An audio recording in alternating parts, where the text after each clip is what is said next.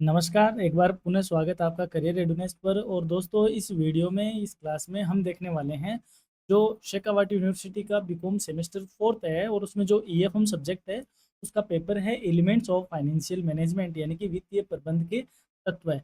इस पेपर के हम इम्पोर्टेंट क्वेश्चन जो कि 2026 में आपके लिए रहने वाले हैं महत्वपूर्ण, और साथ ही में हम जानने वाले हैं 2025 में इसका जो पेपर आया था उसमें किस तरीके के क्वेश्चन पूछे गए थे और उनका आंसर क्या है, यानी कि हम पिछले साल के पेपर को सोल आउट यहाँ करने वाले हैं। तो मेरे सामने पेपर है 2025 का बीकॉम सेमेस्टर 4th का elements of financial management. As usual 3 घंटे का पेपर है और 40% आपकी पास मार्किंग है। तो देखो, ईएफएम सब्जेक्ट की बात करें अगर बीकॉम में, तो एक तरीके से हम 60-40 का रेशियो लेके चलते हैं कि 60% ये थ्योरेटिकल पोर्शन होता है और 40% ये न्यूमेरिकल भी होता है। लेकिन कई बार ऐसा भी होता है कि आपको most of the question numerically ही पूछ लिए जाते हैं और कई बार थ्योरेटिकली भी पूछ लिया जाता है। लेकिन क्योंकि दोनों मोड में हो सकता है तो हमें दोनों तरीके से तैयार होना पड़ेगा। अब आपका पेपर का जो पैटर्न है वो छोटे क्वेश्चन और बड़े क्वेश्चन के हिसाब से है। तो जो सेक्शन ए है यहाँ पे ऑलमोस्ट आपसे थ्योरी ही पूछी जाएगी, तो आपको इस तरीके से भी तैयार रहना है। तो देखो, पहला क्वेश्चन क्या था, what is the main objective of financial management, वित्तीय प्रबंधन के उद्देश्य क्या है, वित्तीय विवरणों से आप क्या समझते हो, ईओक्यू क्या है, कैपिटल गियरिंग रेशियो क्या है, बीईपी क्या है, इस तरीके के क्वेश्चन आए थे। यानी कि छोटे छोटे क्वेश्चन थे, यानी कि सीधा आपसे देखो फॉर्मूला ही पूछा गया है, कार्यशील पूंजी का फॉर्मूला, पे बैक पीरियड का फॉर्मूला। और जो बी सेक्शन था यहाँ भी एक थ्योरी और एक न्यूमेरिकल इस तरीके का इसका सेगमेंट है। सेकंड यूनिट में एक थ्योरी है और दोनों ही थ्योरी दे दिया। थर्ड यूनिट में आपको एक थ्योरी और एक न्यूमेरिकल दे दिया, और लास्ट जो फोर्थ यूनिट है उसमें आपको न्यूमेरिकल दे दिया और दूसरा क्वेश्चन आपका थ्योरी का दे दिया। सी सेक्शन की बात करें तो पहली यूनिट से थ्योरी आ गई, दूसरी यूनिट से न्यूमेरिकल आ गया रेशियो एनालिसिस का, और फिर न्यूमेरिकल क्वेश्चन आ गया और एक लास्ट न्यूमेरिकल आ गया। यानी कि सी सेक्शन में 3 क्वेश्चन न्यूमेरिकल है। तो हम पहले ये जान लें कि कौन कौन सी चीज़ें आपके लिए न्यूमेरिकल पढ़ने में फ़ायदा है, कौन सी आपको थ्योरेटिकली पढ़ने में बेनिफिट है। देखो, आपका जो सिलेबस है उसमें कैपिटल बजटिंग है, वर्किंग कैपिटल है, इन्वेंट्री है, ब्रेक इवन पॉइंट एनालिसिस यानी कि प्रॉफिट वॉल्यूम एनालिसिस है। ये वो सारे चैप्टर हैं जो आपको न्यूमेरिकली तैयार करने चाहिए, और साथ ही में एक चैप्टर है रेशियो एनालिसिस का। अगर इन 5 चैप्टर में से भी यदि आपने कैपिटल और वर्किंग कैपिटल को भी तैयार किया हुआ है तो इन दोनों में से एक क्वेश्चन तो आपको डेफिनेटली मिल जाएगा। हालांकि 2025 के पेपर में 2 क्वेश्चन इन्हीं में से आए हुए हैं। तो अगर आप 2 चैप्टर को भी बहुत ढंग से पढ़ लेते हो तो भी आपकी नैया पार हो जाएगी। अब बात करें इसके इंपॉर्टेंट क्वेश्चन की, जो पहले हमने अपलोड किए हुए हैं, जो भी आपको देखना चाहिए, वो भी हमारे वीडियो या यू के प्लेलिस्ट में अपलोडेड है, तो आप ज़रूर देखिएगा। अब हम बात करते हैं पेपर के पूछे गए क्वेश्चन की। What is the main objective of financial management, वित्तीय प्रबंधन का मुख्य उद्देश्य क्या है। भाई देखो, वित्तीय प्रबंधन क्यों किया जाता है, किसी भी ऑर्गेनाइजेशन की बात करें तो वित्तीय प्रबंधन का मतलब हुआ कि भाई जहाँ से फाइनेंस की सोर्स है किसी कंपनी के ऑर्गेनाइजेशन के, उनके साथ कॉन्टेक्ट में बने रहना, उनको उनसे फाइनेंस अराइज करना या उनसे फाइनेंस फाइनेंस लेना, यानी फंडिंग उनसे लेना, और उनको रिवॉर्ड भी देना, और उस फंडिंग को जो हमने लिया है, पैसा लिया है, उसका प्रॉपर अलॉटमेंट करना, प्रॉपर उनका एलोकेशन करना। ये सारे कामों के लिए क्या होता है, फाइनेंस मैनेजमेंट करता है। और इसका मेन जो मोटिव होता है वो ये होता है कि जो शेयर होल्डर है, स्टेक होल्डर्स है, उनको प्रॉफिट या उनकी वेल्थ को क्या किया जाए, मैक्सिमाइज किया जाए। The main objective of financial management is to maximize the wealth of shareholders by making proper investment, financing, and dividend decision while maintaining liquidity and profitability। यानी वित्तीय प्रबंधन का मुख्य उद्देश्य है कि अंशधारकों की संपत्ति को अधिकतम करना है। इसके लिए निवेश, वित्त पोषण और लाभांश संबंधी उचित निर्णय लिए जाते हैं और तरलता व लाभप्रदता के बीच संतुलन बनाए रखा जाता है।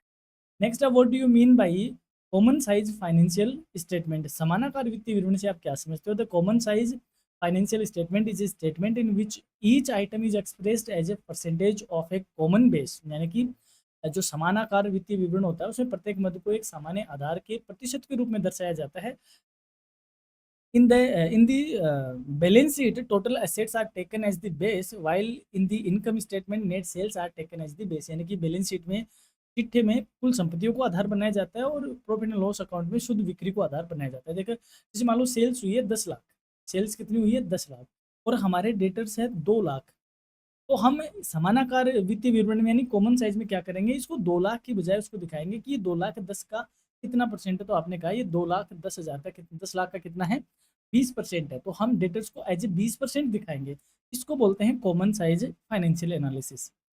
Statement, sorry. अगला क्वेश्चन है डिफाइन इकोनॉमिक ऑर्डर क्वांटिटी। आर्थिक आदेश मात्रा क्या है? यानी इकोनॉमिक ऑर्डर क्वांटिटी वो होती है जिस जिस सॉरी जिस क्वांटिटी का ऑर्डर करने पर हमें हर तरीके से कॉस्ट हमारी क्या हो, मिनिमम हो, उसे ईओक्यू कहा जाता है। EOQ is the optimum order quantity that maximise the total inventory cost, minimise the total inventory cost including ordering cost and carrying cost. यानी कि आर्थिक आदेश मात्रा वह आदेश मात्रा है जिसमें हमारी कुल स्टोरेज की जो लागत है और जो हमारी उसको सहेजने की लागत है, केयरिंग कॉस्ट है, वह क्या होती है, मिनिमम होती है। इसका फॉर्मूला जरूर याद रखना, 2AO अपॉन सी। हालांकि इसको 2RO अपॉन सी भी हम लिख सकते हैं। 2 फॉर्मूले का है, आर मतलब एनुअल डिमांड कितनी है, एनुअल रिक्वायरमेंट कितनी है, और for ordering cost per order and caring cost per unit.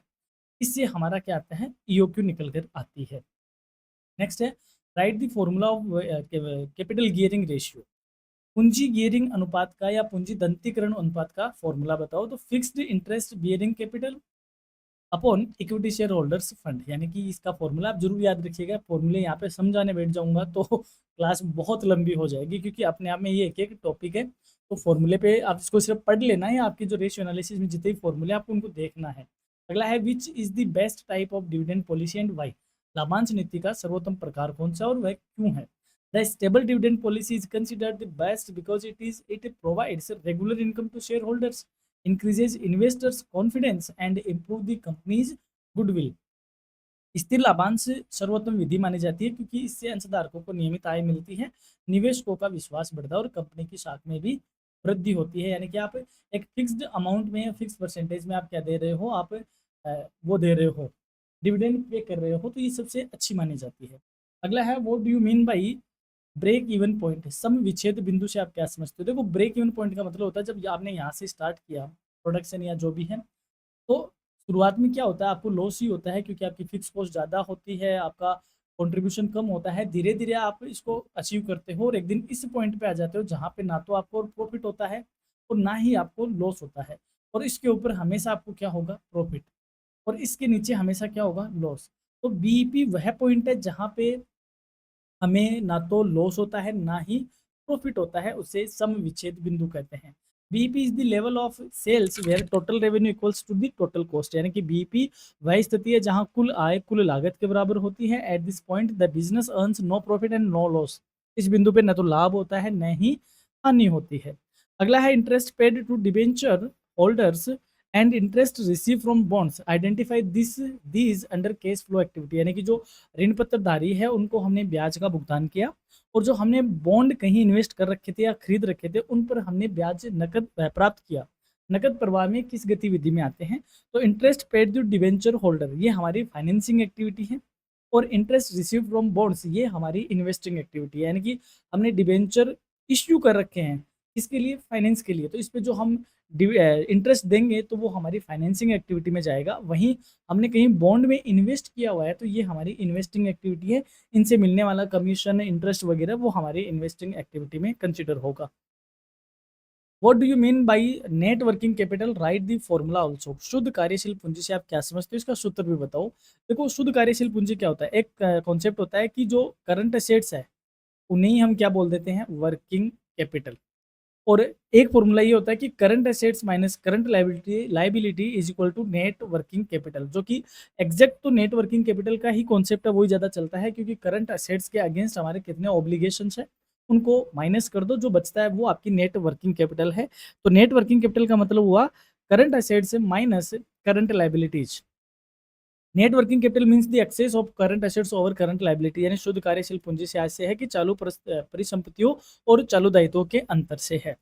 Next question है what do you mean by payback period? Right formula also. अदायगी अवधि विधि, विधि है, विधि नहीं होगा। अदायगी अवधि से आप क्या समझते हो, सूत्र बताओ। देखो, पे बैक का क्या मतलब होता है, आपने कहीं इन्वेस्ट किया, वह इन्वेस्ट जैसे मान लो 1 लाख रुपए का था, और वह प्रोजेक्ट 1 2 3 4 5 5 साल तक चलने वाला है। आपको हर साल 25-25 हज़ार रुपये उससे मिल रहे हैं। आपका कैश इनफ्लो कितना है, 25-25 हज़ार।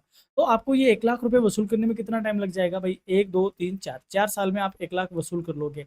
तो जो आपने किसी प्रोजेक्ट में इन्वेस्ट कर रखा है वह कितने टाइम बाद आपको रिटर्न हो जाएगा, रिकवरी हो जाएगी, उसको हम बोलते हैं पे बैक। और जितने टाइम पीरियड में ये मिलता है हमें उसे बोल देते हैं पे back period. Payback period is the time required to recover the initial investment from the cash inflows generated by the project.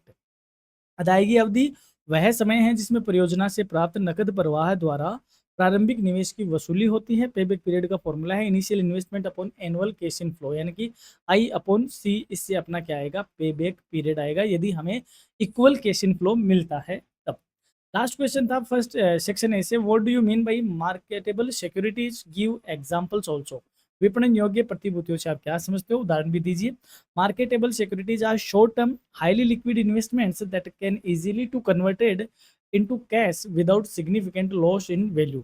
यानी विपणन योग्य प्रतिभूतियां ऐसी अल्पकालीन व अत्यधिक तरल निवेश होती है जिन्हें आसानी से नकद में बदला जा सकता है, यानी कि जिनको आप तुरंत या यूं कहे विद इन 24 आवर्स में केस में कन्वर्ट करवा लेते हो, और बहुत ज़्यादा शॉर्ट टर्म भी होती है और लिक्विड भी होती है, उन्हें मार्केटेबल या विपणन योग्य प्रतिभूतियां कहते हैं। जिससे इसमें क्या क्या आता है, treasury bill, commercial bills, papers, government securities, certificate of deposits, ये सारे जो मनी मार्केट के इंस्ट्रूमेंट्स है वो सारे एक तरीके से मार्केटेबल सिक्योरिटीज में ही आते हैं।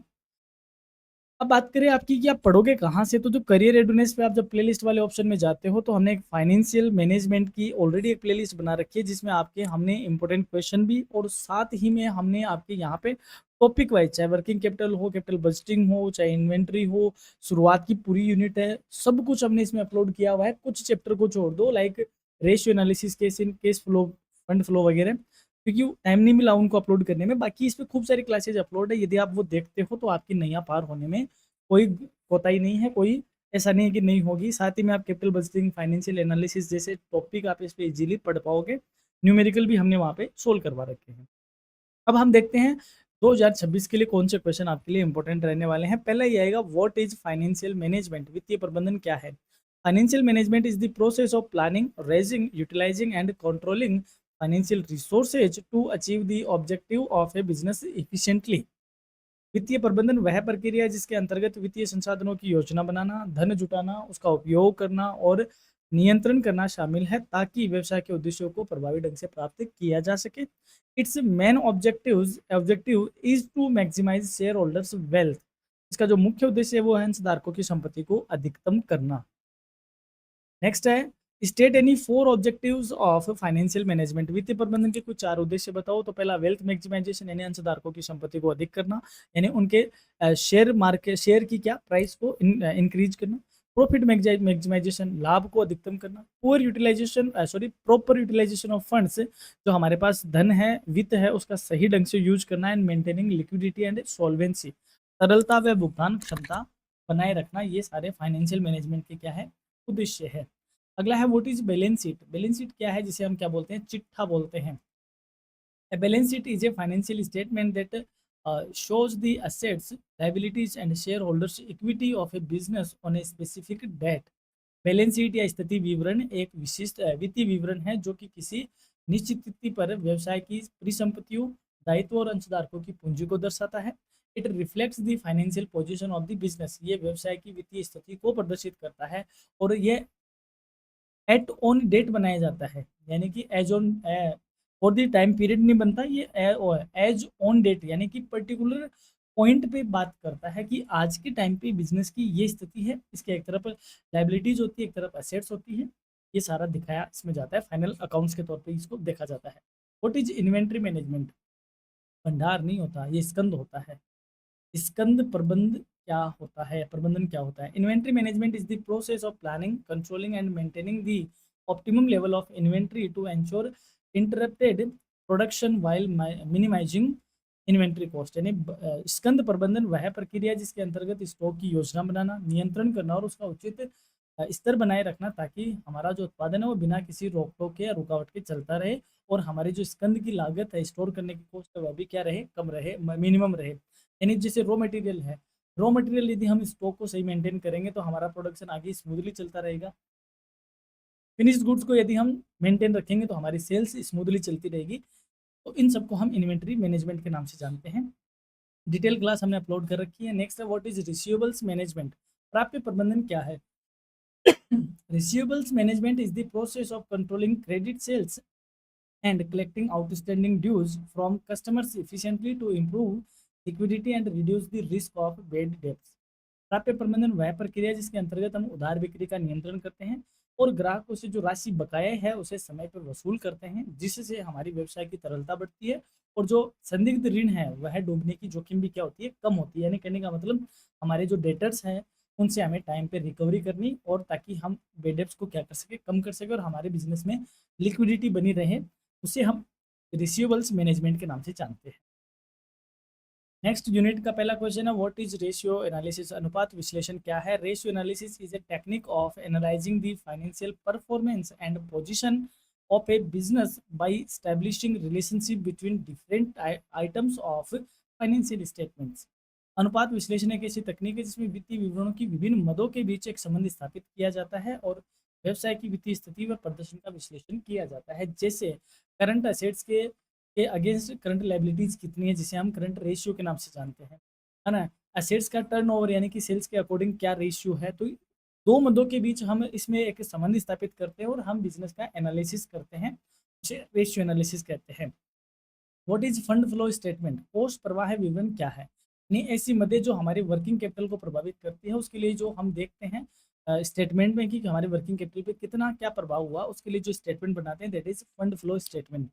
A fund flow statement is a statement that shows the sources and use of funds and explain the change in the working capital of a business during a particular accounting period। कोष प्रवाह विवरण वह विवरण है जिस जो किसी निश्चित लेखा अवधि में कोषों के उपयोग व स्रोतों के बारे में बताता है और साथ ही में कार्यशील पूंजी में हुए परिवर्तनों को दर्शाता है।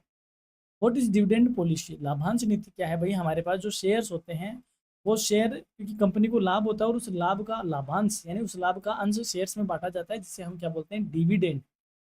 डिविडेंड शब्द टू बी डिविडेंडम, डिविडेंडम से बना हुआ है। डिविडेंड शब्द डिविडेंडम से बना है जिसका अर्थ होता है टू बी डिवाइड, यानी ऐसी चीज जिसे डिवाइड करना होगा। Dividend policy refers to the policy of a company regarding the distribution of profits as dividends and the amount of profit to be retained for future growth. लाभांश नीति से आशय कंपनी की उस नीति से जो जिसके अंतर्गत लाभ का कितना भाग अंशधारकों को लाभांश के रूप में वितरित किया जाएगा और कितना भाग भविष्य के लिए विकास के लिए अपने पास रखा जाएगा, उसके लिए जो पॉलिसी डिजाइन होती है उसे डिविडेंड पॉलिसी कहते हैं। What are the long term sources of finance? दीर्घकालीन वित्त के स्रोत क्या है? भाई देखो, बिजनेस को हमें फाइनेंस चाहिए, तो फाइनेंस के लिए दो स्रोत बनते हैं, एक तो शॉर्ट टर्म और एक लॉन्ग टर्म। तो लॉन्ग टर्म में कौन कौन से आते हैं? Equity share, preference share, debenture, long term loans, retained earnings and public deposits, ये सारे लॉन्ग टर्म के हैं। And the sources provides funds for more than 1 year, यानी ऐसे सोर्सेज जो हमें एक साल से अधिक अवधि के लिए जहाँ से धन हमें उपलब्ध होता है उसे हम long term source of finance कहते हैं। What is the working capital? Working capital वही है, working capital is the difference between current assets and current liabilities. It represents the funds available for meeting the day to day operational expenses of a business, यानी चालू संपत्तियों का चालू दायित्व पे जो आधिक्य होता है उसे कार्यशील पूंजी कहते हैं, और ये हमारे व्यवसाय के जो दैनिक संचालन है उनके लिए धनराशि उपलब्ध कराता है। फॉर्मूला इसका current assets minus current liabilities. चलते हैं थर्ड यूनिट में। पहला यह व्हाट इज फाइनेंशियल प्लानिंग? वित्तीय नियोजन क्या है? Financial planning is the process of estimating the financial requirements of a business and determining the sources of funds to achieve its objective efficiently। वित्तीय नियोजन वह प्रक्रिया है जिसके अंतर्गत व्यवसाय की वित्तीय आवश्यकताओं का अनुमान लगाया जाता है और धन प्राप्त करने के स्रोतों को डिसाइड किया जाता है, ताकि व्यवसाय के उद्देश्यों को प्रभावशाली ढंग से प्राप्त किया जा सके। कहने का मतलब हमें पैसा कहाँ से मिलेगा, कौन कौन हमें दे सकता है, किस सोर्स से मिल सकता है, कैसे हम उसका यूज करेंगे, इन सब के लिए जो प्लान होता है उसे ही फाइनेंशियल प्लान कहते हैं। वो ये ब्रेक इवन पॉइंट अभी मैंने बता दिया आपको।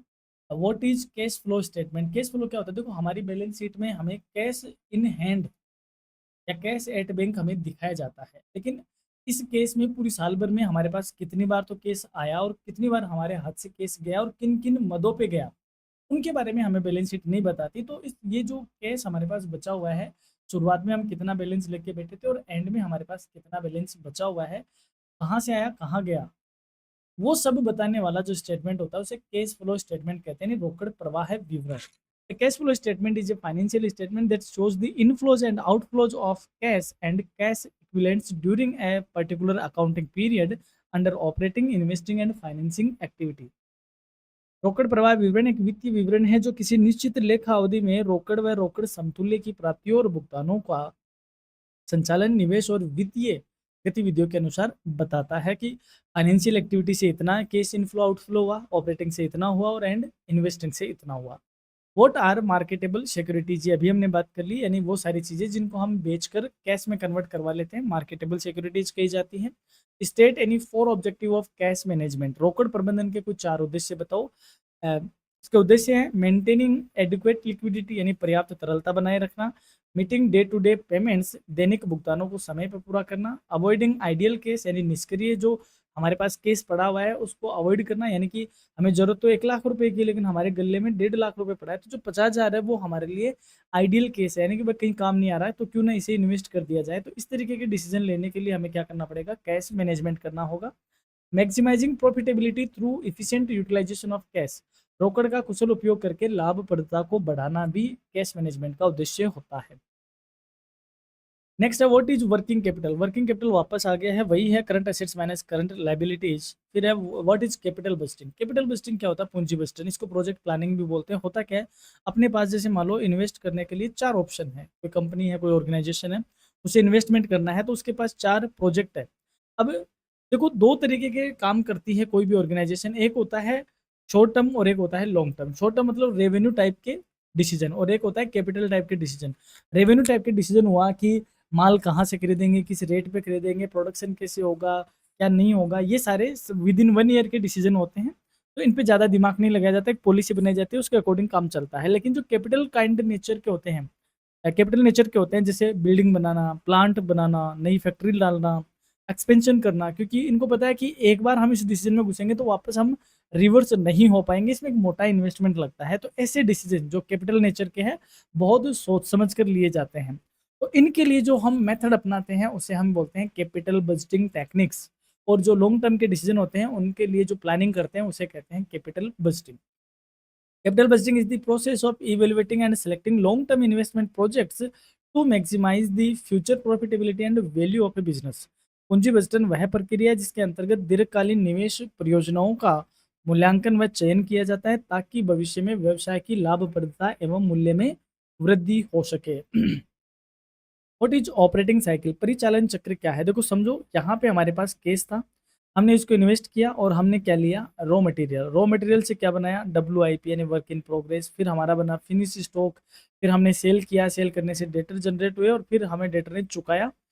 यानी हमने रॉ मटेरियल मान लो 10 दिन हमारे पास स्टॉक में रहता है, WIP हमारी 10 दिन या 15 दिन चलती है, फिनिश स्टॉक हमारे पास ऑन एन एवरेज 20 दिन का रहता है और डेटर्स हम 30 दिन की उधार देते हैं। तो हमारा पैसा यानी हमने जो इन्वेस्ट किया वो घूमकर हमारे पास कितने दिनों में आ रहा है, 10, 15, 25, 25 और 20, मैं इसको 25 कर देता हूँ, 25, 25, 50 और 30, 80। यानी आज आप रुपया इन्वेस्ट कर रहे हो अपने बिजनेस में तो वह 80 दिनों बाद आपके साथ वापस आ रहा है, यानी आपके पास घूम के आ रहा है। इसे क्या कहते हैं हम, ऑपरेटिंग साइकिल। इसमें से हम क्रेडिट वाला सप्लायर वाला माइनस कर देते हैं। The operating cycle is the time required to convert cash into inventory, inventory into sales and sales into cash again. परिचालन चक्र वह समय अवधि है जिसमें नगद को स्टॉक में, स्टॉक को बिक्री में और बिक्री को पुनः नगद में परिवर्तित किया जाता है। It indicates the period of for which working capital remains invested in business operation. यह कार्यशील पूंजी के व्यवसाय में लगे रहने की अवधि को दर्शाता है। यानी कि आज आपने यहाँ पे 3 लाख रुपए लगाए तो वह 3 लाख रुपए 80 दिन बाद आपके पास वापस घूम के आएंगे, लेकिन उसमें मार्जिन भी होगा, प्रॉफिट भी होगा। तो भाई 80 दिन तक आपका काम कैसे चले 80 दिन तक आपका काम कैसे चले उसके लिए आपको वर्किंग कैपिटल निकालनी पड़ेगी। तो ऑपरेटिंग साइकिल एक वर्किंग कैपिटल कैलकुलेट करने का मेथड होता है। State any 4 factors affecting working capital. कार्यशील पूंजी को प्रभावित करने वाले कुछ 4 तत्व बताओ। तो नेचर ऑफ बिजनेस, यानी जिस व्यवसाय की जैसी नेचर होती है उसके अकॉर्डिंग उसकी कार्यशील पूंजी होती है। जैसे आप ऑर्डर पे काम करते हो तो आपको कार्यशील यानी आपको कैश वैसे रखना पड़ता है, और आप रेगुलर बेसिस पे काम करते हो तो आपको कैश वैसे रखना पड़ता है। साइज ऑफ बिजनेस, यानी आपकी बिजनेस की आकार कैसा है, बड़ी साइज का बिजनेस होगा तो ज़्यादा कैपिटल चाहिए, कम का है तो कम। ऑपरेटिंग साइकिल आपकी कितने दिन का है, यानी कि अभी मैंने कहा 80 दिन में आपके पास पैसा घूम के आ रहा है, तो आपको अपने बिजनेस में 80 दिन का जुगाड़ लेके बैठना पड़ेगा कि 80 दिन मेरा काम चल जाए, 81वें दिन तो मेरे हाथ में पैसा आ ही जाएगा। तो जिसका ऑपरेटिंग साइकिल बड़ा होता है उसको ज़्यादा वर्किंग कैपिटल चाहिए, जिसका छोटा होता है उसको कम चाहिए। सीजनल फ्लक्चुएशंस कैसे आते हैं, मौसमी उतार चढ़ाव, वो भी आपकी वर्किंग कैपिटल को इन्फ्लुएंस करते हैं। नेक्स्ट है what is risk and uncertainty in capital budgeting. पूंजी बचत में जोखिम व अनिश्चितता क्या है? Risk refer to a situation where the profitability of future outcomes is known, whereas uncertainty refers a situation where future outcomes cannot be predict accurately। यानी जोखिम क्या होती है? जोखिम का मतलब हुआ कि जो भविष्य के परिणाम है उसको ज्ञात, मतलब भविष्य के परिणामों में वो ज्ञात होती है, वह स्थिति क्या होती है? जोखिम। यानी हमें पता है कि हमने पैसा लगाया है, ठीक है, और उसमें इस तरीके की रिस्क है कि पैसा डूब सकता है या जो हमने सोचा है उतना रिटर्न नहीं मिलेगा। तो जो हमें आइडिया होता है उसे क्या बोलते हैं? रिस्क। लेकिन अनिश्चितता क्या होती है? वह स्थिति होती है जिसमें भविष्य के परिणामों का सही अनुमान ही नहीं लगाया जाता। यानी अनसर्टेनिटी का मतलब होता है कुछ भी नहीं पता, that is uncertainty. Both affect investment decision in capital bursting. और ये दोनों ही पूंजी निवेश के निर्णयों को क्या करती है? प्रभावित करती है। ये आपका सेक्शन ए था। सेक्शन बी में मैंने आपको पहले जो पेपर में पूछे गए हैं उन क्वेश्चन को आंसर किया है। हालांकि मैंने न्यूमेरिकल क्वेश्चन को इस पीडीएफ में इंक्लूड नहीं किया है। आपको एग्जाम के लिए न्यूमेरिकल पढ़ना पड़ेगा। कौन सा पढ़ना पड़ेगा मैं आपको बता देता हूँ। और इसके अलावा सेक्शन बी से कौन से क्वेश्चन आपके लिए इस बार इंपॉर्टेंट रह सकते हैं वो भी इस पीडीएफ में आप इजीली देख पाओगे। मैंने हर यूनिट से करीब करीब एक एक क्वेश्चन आपको इस बार के लिए रखा है कि ये क्वेश्चन है जो इस बार आपको इम्पोर्टेंट रहने वाले हैं आपके लिए। तो आप इसमें ज़रूर वो चीज़ें पढ़ सकते हो। ये सारे वही चल रहे हैं। उसके बाद आप सी सेक्शन में पढ़ सकते हो। तो कौन से क्वेश्चन है जो आपको पढ़ने हैं न्यूमेरिकली, मैं एक बार बता देता हूँ। हालांकि एग्जाम आपकी सर पे ही है, बहुत लेट हूँ मैं, फिर भी देर आए दुरुस्त आए। रोकड़ प्रवाह है आपसे यहाँ पे पूछा गया है। हालांकि छोटा क्वेश्चन है, आप इजीली इसको कर दोगे। ईओक्यू आपसे पूछा गया है। एक आप इन्वेंट्री मैनेजमेंट का अच्छे से तैयार करो न्यूमेरिकल क्वेश्चन, जिसमें आपको रीऑर्डर लेवल, रीऑर्डर पीरियड वगैरह आपको निकालना हो, मैक्सिमम मिनिमम स्टॉक निकालना हो, पहली बात। दूसरी चीज़, आपको एक बीपी का क्वेश्चन तैयार करना है जिसमें आपको पीवी रेशियो वगैरह फाइंड आउट करना है, बीपी फाइंड आउट करना है, वो वाला आप तैयार करो। फिर एक आपको जैसे ये ऑपरेटिंग साइकिल मेथड का पूछा गया है आपसे, तो यहाँ पे ये क्वेश्चन पूछा गया, बहुत आसान सा क्वेश्चन था। इन सबको जोड़ना था, इन सबको जोड़ना है और ये जो सप्लायर है इसको माइनस में करना है और उसके अकॉर्डिंग आपको इसको अंदर कैलकुलेशन करनी थी। आसान सा ही है ये भी। और यहाँ पे आपको इस बार वो जो एक और है बैलेंस शीट मेथड है, स्टेटमेंट मेथड है, उससे आपको वर्किंग कैपिटल कैसे फाइंड आउट करनी है वो जरूर देखना है। और इसके अलावा एक आपको कैपिटल बजटिंग का चैप्टर निकालना है जिसमें आपको पे बैक पीरियड हुआ, एआरआर मेथड हुआ, एनपीवी मेथड हुआ, आईआरआर मेथड हुआ, ये चारों ही आपको देखने हैं। मे भी आपको एक ही क्वेश्चन में सारे पूछे जा सकते हैं। जैसे ये क्वेश्चन है, ये आपका बीईपी का क्वेश्चन है। इसमें आपसे PV ratio, BEP, desires profit and profit at sales, ये सारी चीज़ें पूछ ली गई है। यहाँ पे आपसे पूछा गया है निम्नलिखित समंक एक परियोजना के हैं, इनिशियल इन्वेस्टमेंट इतना है, कैश इनफ्लो इतना है, पेबैक पीरियड बताओ और पोस्ट पेबैक प्रॉफिटेबिलिटी बताओ। तो यहाँ पे सिर्फ पेबैक पूछा है। मैं ये कह रहा हूँ आपको पेबैक, एआरआर, आईआरआर और एनपीवी और पीआई इंडेक्स, ये सब आपको आने चाहिए। और हाँ, इसके लिए आपको भटकने की नीड नहीं है कि सर पढ़े कहाँ से। पढ़ने के लिए हमने जगह आपको बता रखी है। आपको जाना है करियर रेडीनेस की प्लेलिस्ट में, और प्लेलिस्ट में आपको जाना है कहाँ पे? फाइनेंस मैनेजमेंट वाली प्लेलिस्ट पे। वहाँ पे ये सारे क्वेश्चन आपको मिल जाएंगे, सारे टॉपिक आपको विद एक्सप्लेनेशन न्यूमेरिकल के साथ मिलेंगे। तो ये थी अपनी क्लास, यहाँ तक बने रहिए। इसके लिए धन्यवाद and keep watching and stay connected with your career readiness. All the best for your examination. आप अच्छे से एग्जाम दें, अच्छे से आप पढ़ें, यही हमारी शुभकामनाएं हैं। Have a nice day, have a great time. Thank you.